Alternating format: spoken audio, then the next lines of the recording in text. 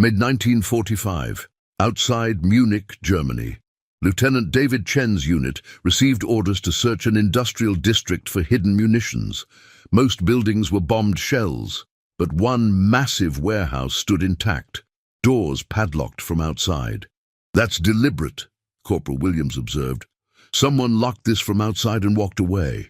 Could be dangerous," Private Jackson added. "Chemical weapons, maybe, or booby traps." David studied the building.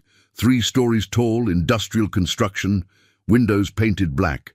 No battle damage, deliberately concealed. "Cut the lock, carefully." Williams used bolt cutters. The heavy padlock fell. The doors opened with a metallic groan, revealing complete darkness. Flashlights, weapons ready. Could be anything inside. They entered slowly, beams cutting through blackness. The warehouse was enormous, maybe 15,000 square feet, and filling every inch, thousands upon thousands of large burlap sacks, stacked floor to ceiling. "What the hell?" Williams whispered. The sacks were industrial-sized, roughly wrapped, different sizes and conditions. Some stacks reached 20 feet high. Others were carefully organized in rows. The sheer quantity was overwhelming. "Supply cache," Jackson suggested. "Food, medical equipment." "Wrong type of sacks for that," David replied.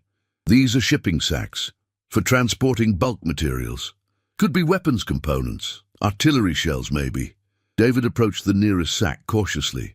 It was heavy, maybe 80 pounds, and something inside shifted when he touched it. Not metallic, not liquid, something solid but irregular. "Should we open one?" Williams asked. "Not yet. Could be chemical weapons, could be anything." David's instinct screamed warning. "We document first, photograph, count, then we call specialists." "Specialists for what? We don't even know what this is." "Exactly, which means we proceed carefully." They spent an hour documenting, counting stacks, photographing from multiple angles, estimating quantity. The numbers were staggering. "I count at least 8,000 sacks," Williams reported. "Maybe more. Some areas are stacked too high to see clearly." "Why would anyone hide this?" Jackson wondered aloud. "If it's supplies, why lock them away? If it's weapons, why wrap them like cargo? And why paint the windows black?" David added. "Someone didn't want anyone seeing inside, didn't want anyone knowing this was here." The mystery deepened with every observation. The sacks weren't uniform. Some were carefully wrapped in multiple layers, others hastily tied. Some had markings in German that David couldn't read. Others had numbers, possibly inventory codes. "Lieutenant, look at this." Williams pointed to one stack. "These sacks have dates written on them. 1939, 1940, 1941, like someone was organizing by year." Organizing what, though? No one had answers. David radioed command. "We found a large warehouse, contents unknown, thousands of wrapped packages. Requesting specialist team before we proceed." The radio crackled. "Nature of materials."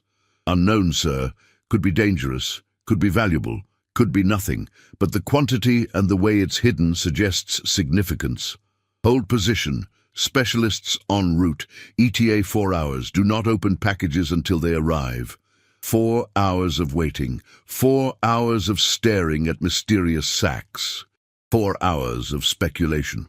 "I think it's looted supplies," Jackson said. "Nazis stealing from conquered territories, hiding it for later." "Could be art," Williams suggested. "Rich Nazis looting museums." "Or documents," another soldier offered. "Government records, intelligence materials." David said nothing. His gut told him this was important, critical, but he couldn't explain why. The mystery sat there in burlap wrapping, waiting. Whatever secret these sacks held, it had been important enough to hide, significant enough to protect, valuable enough to lock away. Tomorrow, they'd begin finding answers. Tonight, the mystery remained. And David couldn't shake the feeling that opening these sacks would change everything. He just didn't know how. Not yet. The specialists arrived at dawn. a team of 4 men led by Captain Robert Morrison, an intelligence officer specializing in German military operations. "Show me what you found," Morrison said curtly. David led him through the warehouse. Morrison's expression remained neutral, but his eyes darted constantly, assessing, calculating. "Have you opened any?" "No, sir." "Waiting for clearance." "Good. This could be anything." Morrison approached a sack, examined the wrapping, the knots, the markings.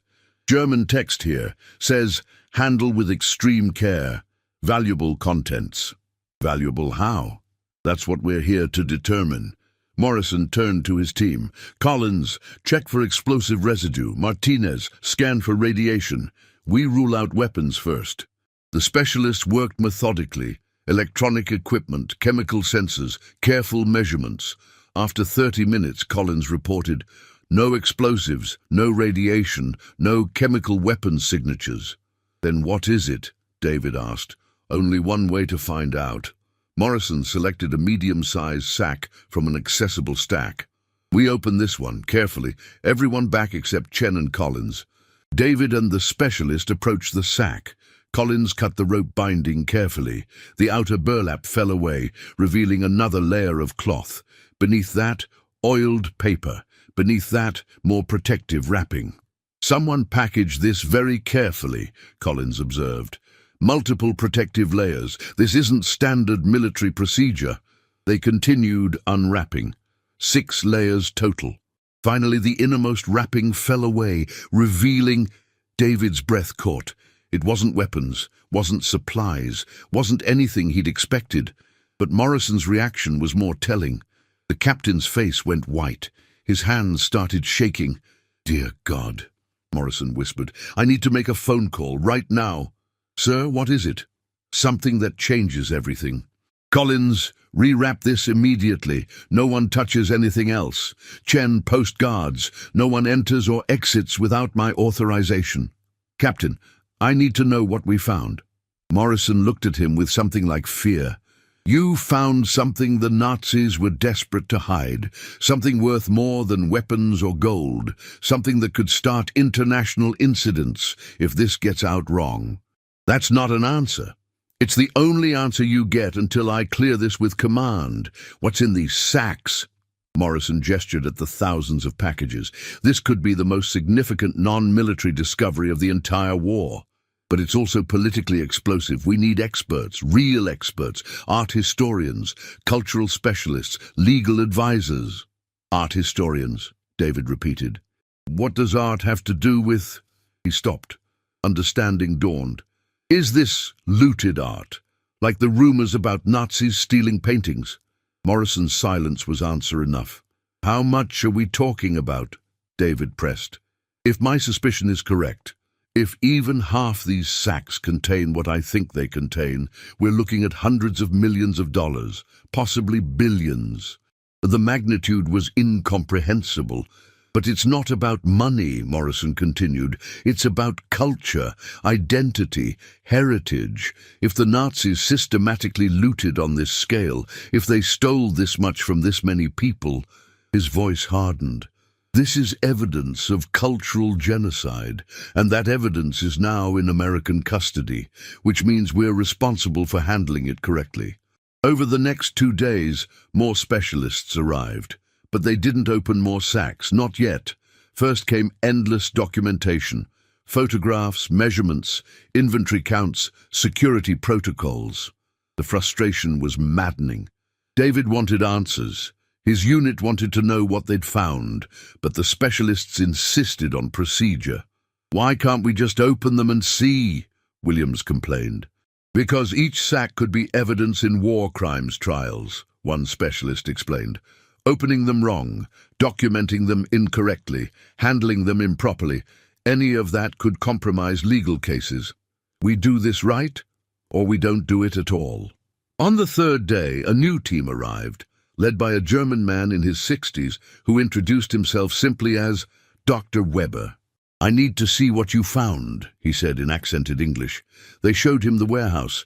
Dr. Weber walked through slowly, examining sacks, reading German markings, his face growing increasingly emotional. "The dates," he said. the inventory codes, the careful wrapping. His voice broke. This is exactly what I feared, what we all feared. What is it? David demanded. Doctor.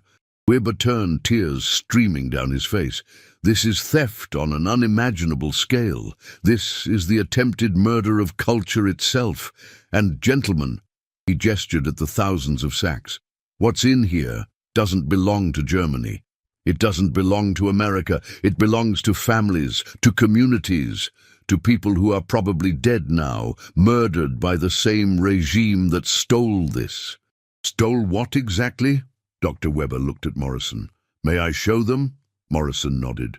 Dr. Weber selected another sack, unwrapped it carefully, and finally, the full contents were revealed. But David was ordered not to discuss it. Not yet. Not until official authorization. The mystery had been answered, but the real story, the real horror, was just beginning. And it would shake the world. Day 4. The warehouse had become a military operation. Guards posted, perimeter secured. No one allowed inside without clearance. Dr. Weber and his team worked methodically, but they'd only opened 3 sacks. 3 out of thousands. The secrecy was maddening. Why won't they tell us what's inside? Jackson complained. We found it. We deserve to know. On need-to-know basis, David replied, though he was equally frustrated. Whatever this is, it's bigger than us. He'd seen the contents of that second sack, seen Dr. Weber's reaction, Morrison's shock. But orders were absolute. Don't discuss specifics until official authorization. What David did know, it wasn't weapons, wasn't supplies, was something the Nazis had hidden desperately. Something wrapped in 6 protective layers, something that made grown men cry. On day 5, more personnel arrived, not just military, civilians, men in suits carrying briefcases, government officials. Someone mentioned the State Department. This is escalating, Williams observed. Whatever's in those sacks, it's diplomatic now. David was called to a briefing. Captain Morrison, Dr. Weber, and 3 men in civilian clothes sat around a makeshift table. Lieutenant Chen, you discovered this warehouse, one civilian began. We need your discretion. What you found here, it's unprecedented, but if handled incorrectly, it could cause international incidents. I don't understand, it's just... David caught himself. He didn't actually know what it was. Only hints, implications. The contents of this warehouse were stolen, Dr. Weber explained carefully. Stolen from people across Europe, from families, from institutions, from communities. Some of those people are dead now. Some survived. All of them, if they knew this existed, would have legal claims. Claims to what? To property that rightfully belongs to them. Property the Nazis took illegally. Property worth, Dr. Weber paused, worth more than I can calculate. Monetarily, culturally, historically. So we return it. That's simple. Nothing about this is simple, one civilian interjected. Many original owners are dead. Their families are scattered. Some countries no longer exist in the same form. Borders have changed. Governments have changed. Who do we return items to when the original owner, their family, and their entire community were murdered? The magnitude hit David. This wasn't just stolen property. This was evidence of something darker, systematic theft accompanying systematic murder. How many items are we talking about? We estimate between 15 and 25,000 individual items, Dr. Weber said quietly, based on preliminary analysis of sack sizes and contents, each requiring authentication, provenance research, ownership determination. That could take years. Decades, more likely. This is the largest recovery operation in history. We're creating protocols as we go because nothing like this has ever happened before. Over the following week, the team opened 20 sacks. Just 20. Each revealing contents that required extensive documentation. David still wasn't allowed to know specific details, but he observed the process. Specialists photographed everything. Documented wrapping techniques, recorded inventory numbers written on some sacks, took samples for dating and authentication. The painstaking care made sense now. This was evidence for future legal battles. "How long until we know the full scope?" David asked Dr. Weber during a break. "Months, maybe a year. We can't rush this. Every sack tells a story. Every item represents a person, a family, a loss. We owe them accuracy. But the war's over. Why does this matter so much now?" Dr. Weber looked at him with infinite sadness. "Because, Lieutenant, the Nazis tried to erase certain people from existence, tried to make it as if they'd never lived. What's in this warehouse? It's proof those people existed. Proof they had culture, wealth, beauty, history. Destroying that evidence would complete what the Nazis started. We can't allow that." The words haunted David. This warehouse wasn't just about stolen objects. It was about stolen memory, and returning it meant fighting to prove that vanished people had mattered, that their existence wasn't erased, that genocide didn't win completely. The mystery remained. What specifically was in those sacks? But David was beginning to understand why the answer mattered so profoundly, and why the world would soon be shocked. Week 3. The operation had grown massive. 30 specialists working around the clock, military guards, documentation teams. The warehouse buzzed with controlled urgency. David's unit was reassigned to other duties, but he requested permission to stay. Morrison approved. "You found this. You should see it through, but Chen, when this goes public, you'll be in the spotlight. Press will want interviews. Are you ready for that?" "I just want to understand what we found." "You will, soon. We're preparing an official announcement. Once we have enough documentation to support our claims, this goes public." The announcement came on day 25. A press conference in Munich, military officials, government representatives, and Dr. Weber standing before microphones. "We've discovered a Nazi warehouse containing thousands of items stolen during the war," the official statement began. "The contents represent systematic looting on an unprecedented scale. We're working to identify and return these items to rightful owners." The press erupted with questions. What kind of items? Cultural property. "We'll release specific details as authentication completes." "How much is it worth?" "Monetarily, hundreds of millions of dollars. Culturally, incalculable." "Who did it belong to?" "Victims of Nazi persecution. Jewish families primarily, but also museums, churches, private collectors across occupied Europe. We're still determining specific ownership." The vague answers frustrated reporters, but the military held firm. No details until proper documentation existed. David watched from the back of the room. The announcement was carefully crafted, revealing enough to explain the discovery's significance without providing specifics that could compromise legal cases. But the press wasn't satisfied. Within days, rumors spread. Newspapers speculated wildly. "Nazi gold found in Munich warehouse. Stolen jewelry worth billions. Hidden Nazi treasure discovered." All wrong, all missing the actual story, but the truth remained classified. David received his first interview request on day 30. A reporter from the New York Times wanted to speak with the soldier who found the warehouse. Morrison advised him carefully, "You can do the interview, but stick to facts. Don't speculate about contents. Don't discuss specific items. Talk about the discovery process only." The interview was awkward. The reporter pressed for details David couldn't provide. "What's really in there, Lieutenant?" "I can't discuss specifics. It's part of an ongoing investigation." "But you've seen inside the sacks." "Some of them, yes." And it's significant." "That's all I can say." "Significant how?" "You'll have to wait for official reports." Frustrated, the reporter tried another angle. "How did you feel when you first opened the sacks?" David considered carefully. "Confused, then shocked, then—" He paused, "then sad, because whatever was in those sacks, it had been stolen from someone. Someone who likely died never knowing what happened to their property. That's the real story. Not the objects themselves, but the people they were taken from. That quote made headlines. Soldier mourns stolen property victims. It shifted the narrative slightly. Less treasure hunt, more tragedy, but still the public demanded details. On day 40, Dr. Weber gave David permission to see the documentation room, where authenticated items were catalogued and photographed. What David saw took his breath away. Items laid carefully on tables, each with documentation cards, each representing a story of theft and loss. Now you understand, Dr. Weber said quietly. Now you see why we've been so careful. How much have you authenticated? 200 items so far.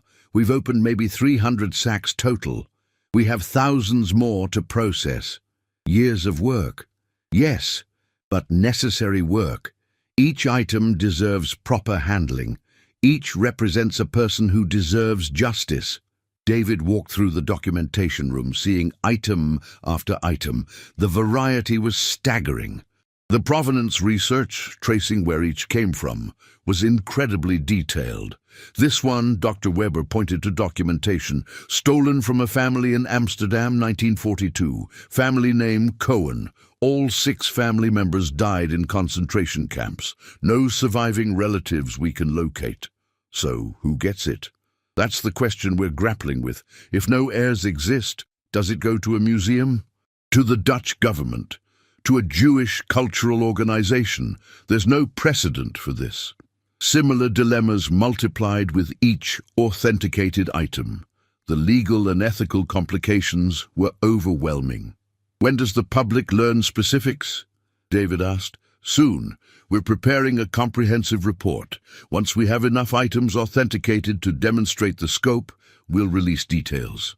The world needs to know the full story. Will they believe it? They'll have to. We have evidence, documentation, the items themselves. This isn't speculation. It's documented fact. Dr. Weber's face was grim. And when they learn the truth, Lieutenant, the world will be shocked. Because this isn't just theft. It's attempted cultural genocide. And we've just found the evidence. David left the documentation room with his head spinning. Soon the mystery would be revealed. Soon everyone would know what those sacks contained. And soon the world would understand the full horror of what the Nazis had tried to do. The countdown had begun. Week 8. Dr. Weber called David to the warehouse. We're ready to reveal everything. Tomorrow, we're releasing the full report. I wanted you to see the complete picture first. You found this. You deserve to understand before the world does. They walked through the now organized warehouse. Opened sacks were sorted by category. Documentation covered every wall. The transformation was remarkable. We've authenticated 847 items so far, Dr. Weber began, from 200 open sacks. The rest contained multiple smaller items. Based on this ratio, we estimate the warehouse contains approximately 22,000 individual items. David's breath caught. 22,000? Yes, and here's what they are. Dr. Weber led him through the organized sections, finally explaining everything. Paintings, sculptures, rare manuscripts, religious artifacts, jewelry, ceremonial objects, musical instruments, rare books, tapestries, furniture, everything of cultural value the Nazis could steal. He showed David examples. Paintings by masters David recognized even with limited art knowledge. Sculptures that belonged in museums.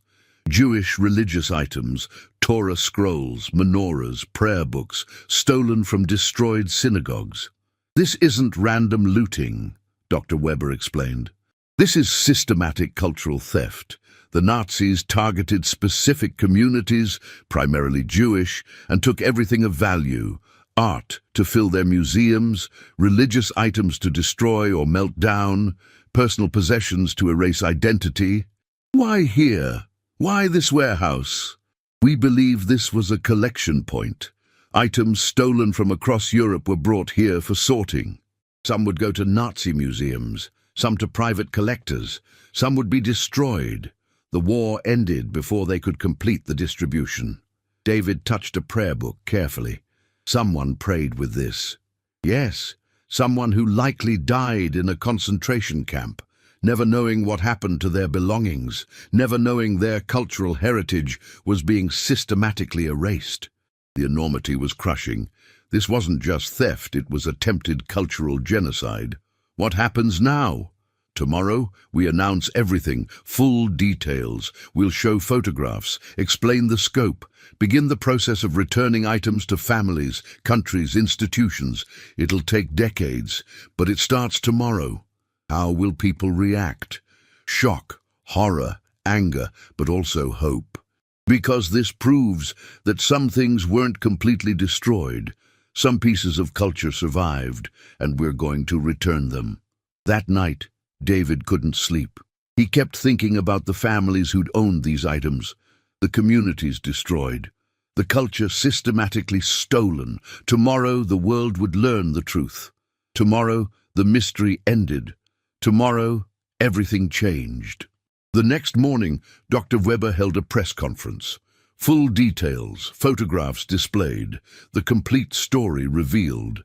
The Munich warehouse contains approximately 22,000 items of cultural property stolen by the Nazis, he announced. Paintings by Rembrandt, Vermeer, Monet, Van Gogh, Michelangelo, religious artifacts from destroyed synagogues, personal items from murdered families. Musical instruments, manuscripts, the systematic theft of Jewish and European culture on an unprecedented scale. The room erupted. Cameras flashed. Reporters shouted questions. How much is it worth? Over $300 million. But the cultural value is beyond calculation. Who did it belong to? Thousands of families, most murdered in the Holocaust. We're beginning the process of identification and return. How long will that take? Decades, but we're committed to returning every item we can to rightful owners. The press conference made global headlines. Nazis stole 22,000 cultural treasures. Largest art theft in history discovered. American soldiers find evidence of cultural genocide. David was interviewed dozens of times. He told the story of finding the warehouse, of the mysterious sacks, of slowly understanding what they'd discovered. We thought it might be weapons, he told reporters. We never imagined it was stolen culture, stolen memory, stolen identity. Public reaction was intense, shock at the scale, horror at the systematic nature, but also demands for justice. Survivors began coming forward. My family had a painting, stolen in 1940. Could it be there? Families with old photographs. This was my grandmother's menorah, taken when they destroyed our synagogue. Museums. We lost masterpieces. Are any in that warehouse? The verification process began, painstaking, careful, requiring proof, but slowly items began finding their way home. The first major return. A Vermeer, stolen from the Rothschild collection, returned to the surviving family member with international press coverage. Proof the process worked. But most cases were harder. Families dead, records destroyed, ownership impossible to prove. This will haunt us for generations, Dr. Weber told David. We'll never return everything, never fully correct this crime, but we're trying. That has to count for something. David nodded. You gave them back their memory. That's not nothing. No, it's not nothing.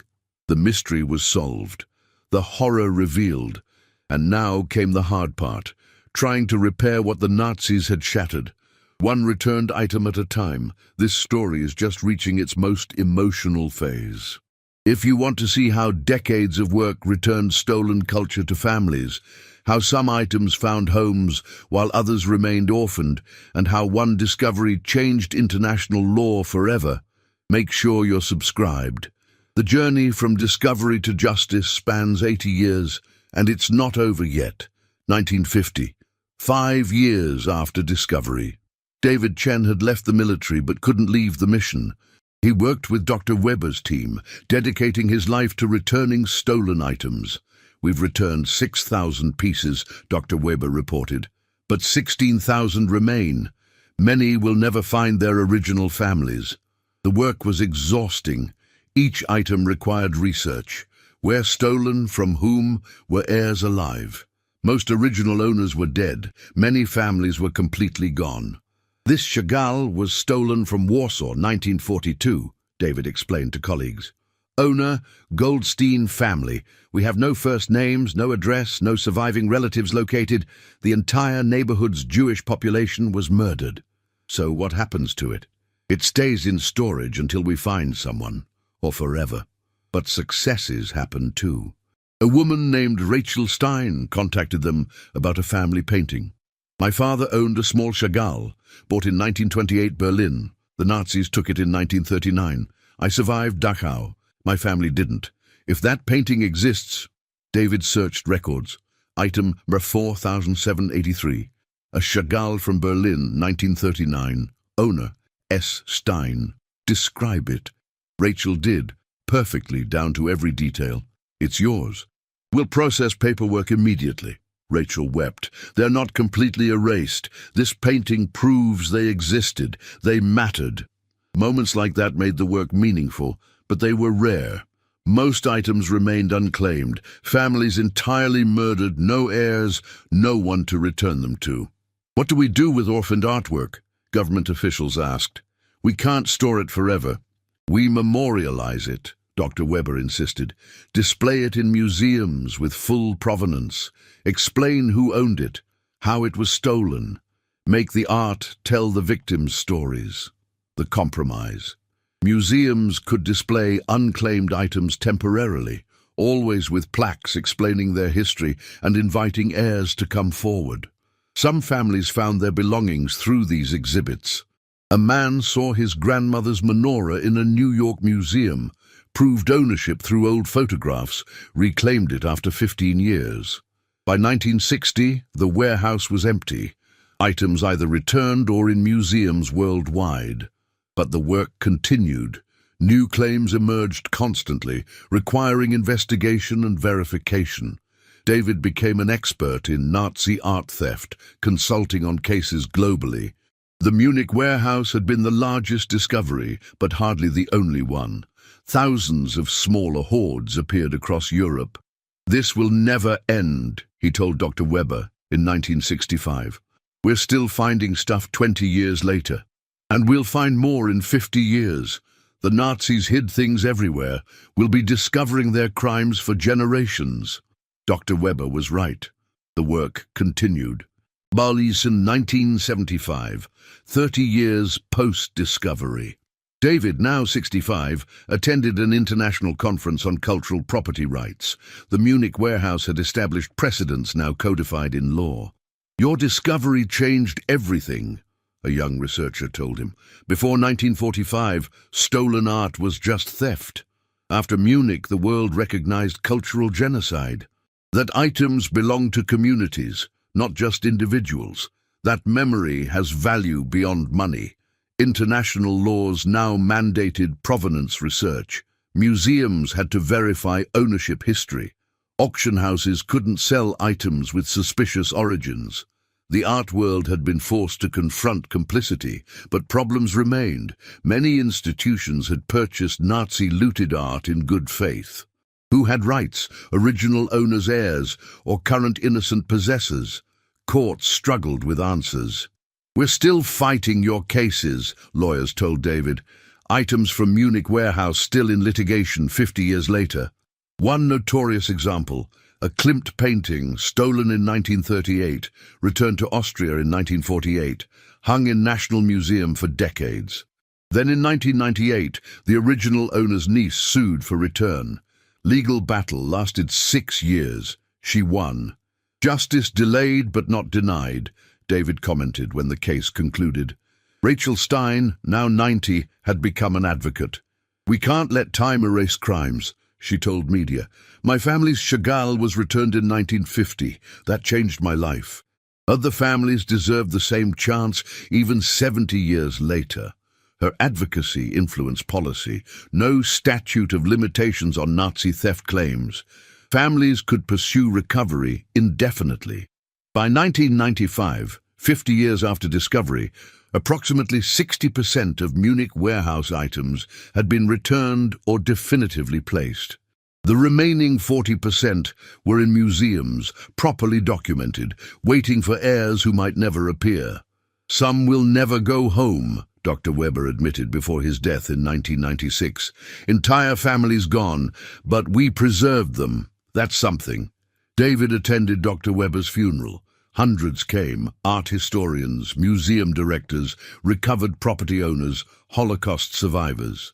All mourning the man who'd spent 50 years fighting to return what Nazis stole. He gave us back our history, one survivor said, our culture, our proof that we existed. That's immortal work. David retired in 2000 at age 90. His final interview summarized everything. Did we succeed? We retrieved what we could, returned what we could, preserved what couldn't be returned. Perfect justice was impossible, but we tried. That matters. What's your legacy? Proof that memory matters, that one discovery can change how the world thinks about culture, theft, justice. We found 22,000 items in burlap sacks. We gave thousands back their stolen heritage. That's enough. It was. 2010, 65 years after discovery. New technology revolutionized the work.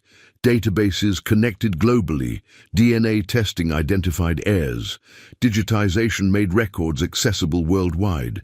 A museum in Austria used facial recognition software on a painting's provenance photos, matched faces to Holocaust memorial databases, located a surviving great-granddaughter in Argentina. She'd never known her family owned art. Painting returned after 65 years. Technology is solving cases we thought unsolvable, researchers marveled. But complications persisted. A Monet from Munich warehouse, supposedly returned to France in 1947, surfaced in a private New York collection in 2008. Investigation revealed the 1947 return was fraudulent. A corrupt official kept the original, sent a forgery. 70 years of compounding fraud. The theft continues, prosecutors warned. Vigilance can never end. Social media changed everything. Survivors and descendants connected globally. A Facebook group searching for Nazi-stolen family items had 50,000 members sharing photos, memories, research. One woman posted a childhood memory. My grandmother had a silver menorah, 7 branches. Inscription in Hebrew. Nazis took it in 1941. Krakow. Does anyone know if it survived? 3 hours later, a museum curator responded, we have that menorah. Munich warehouse, item number 8234. Been in storage since 1948, awaiting claimant. Can you prove ownership? She could. Family photos, documentation, DNA connection to listed owner. Menorah returned in 2011, 70 years after theft. Thousands of similar stories. Social media connected families to stolen items in ways impossible before. The work accelerated. By 2020, approximately 75% of Munich items had been definitively placed. But that last 25%, roughly 5,500 items, remained problematic. Ownership too unclear, families too lost, records too incomplete. What do we do with permanent orphans? Museums asked. The answer: permanent memorialization. Items displayed with full histories, QR codes linking to research, invitations for heirs to claim, but acceptance that some might never find homes. We've done everything humanly possible, curators explained. These items honor the dead by remembering them. That's their purpose now. Rachel Stein's great-granddaughter, now a cultural property lawyer, agreed.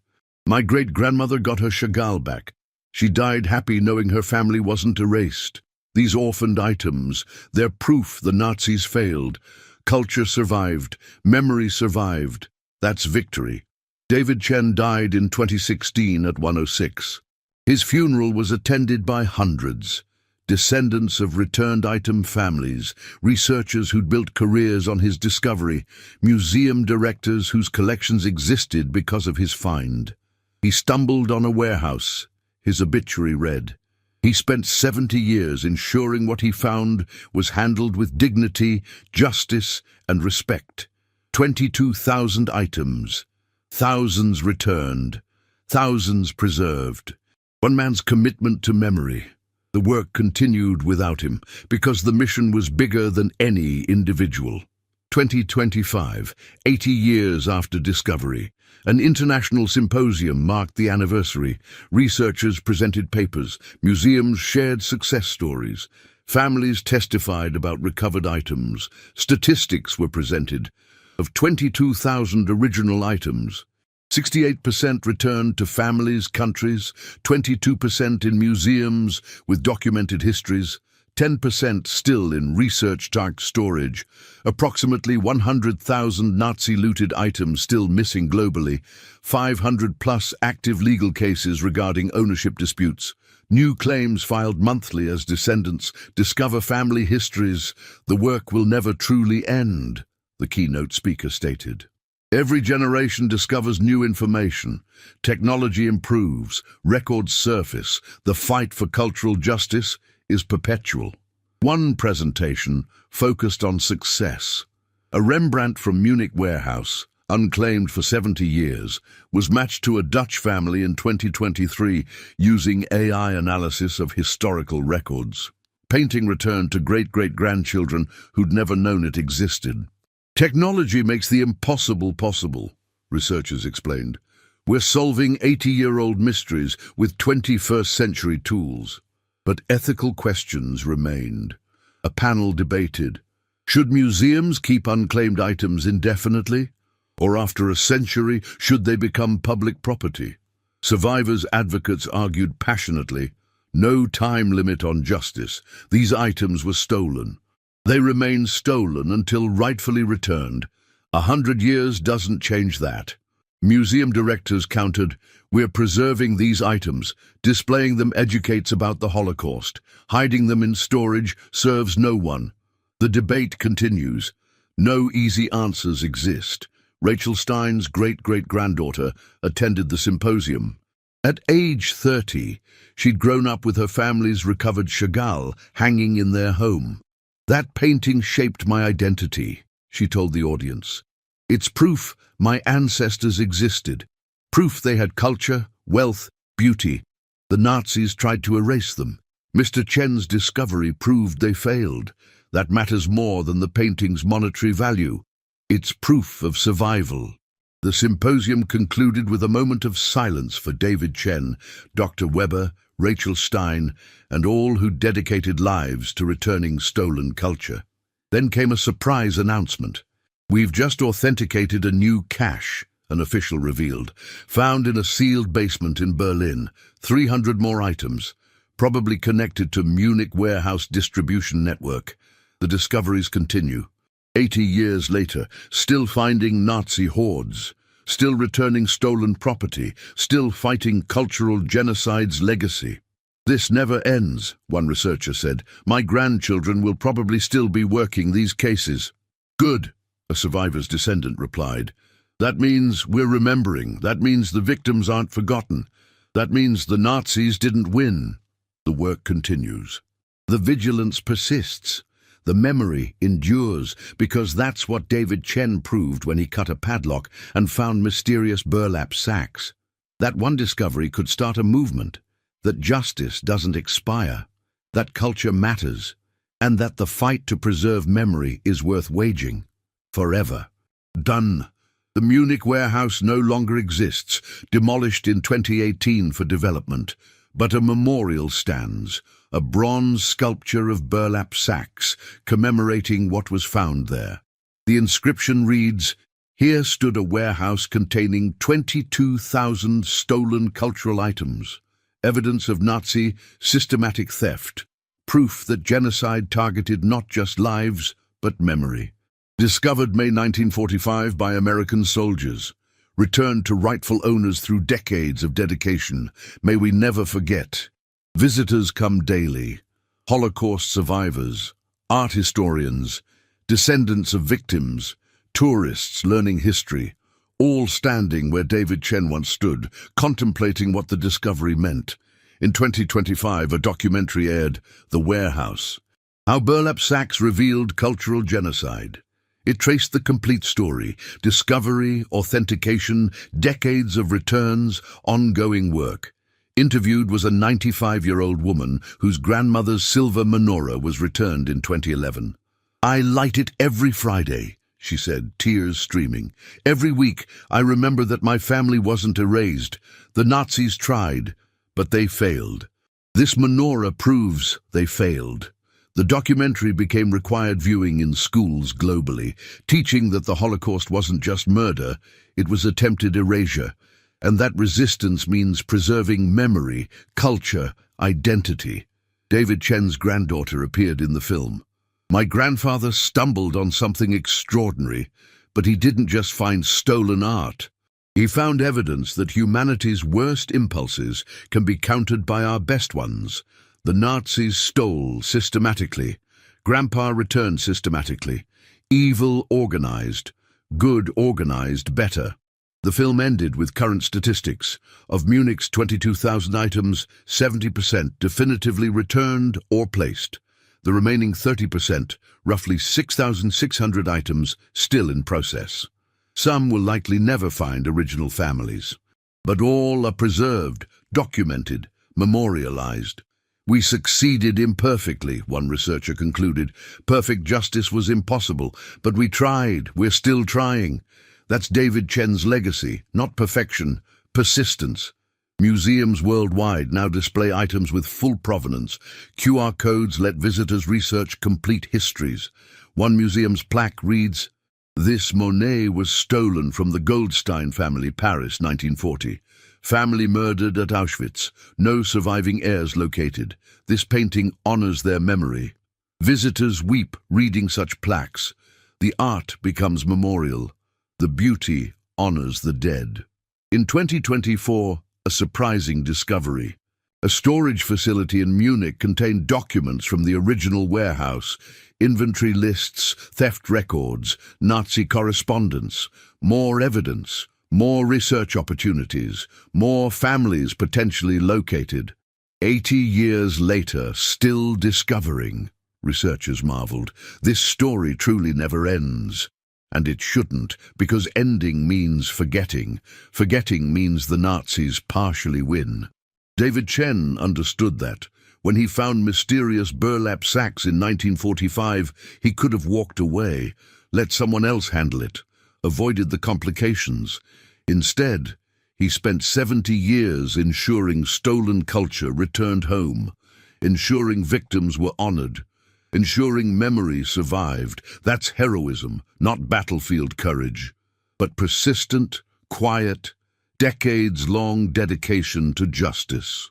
The warehouse is gone, the items are returned or preserved, but the mission continues. New generations take up the work, using new tools, finding new connections, solving old mysteries, because David Chen proved something crucial. Individual actions matter. One warehouse, one discovery, one man's refusal to forget, changed how the world thinks about culture, theft, memory, justice. That's legacy. That's immortality. That's proof that even in darkness, humanity can choose remembrance over erasure, light over shadow, memory over forgetting, always.